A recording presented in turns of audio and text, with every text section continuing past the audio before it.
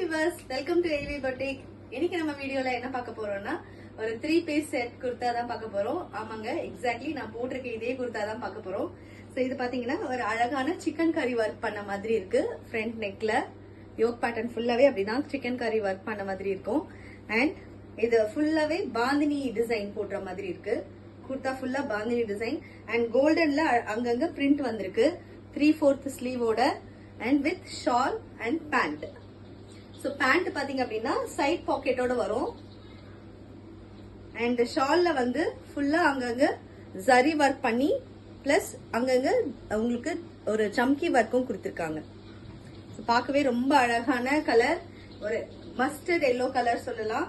So இதுல sizes வந்து M, L, XL, XXL size வரைக்கும் அவைலபிளா இருக்கு.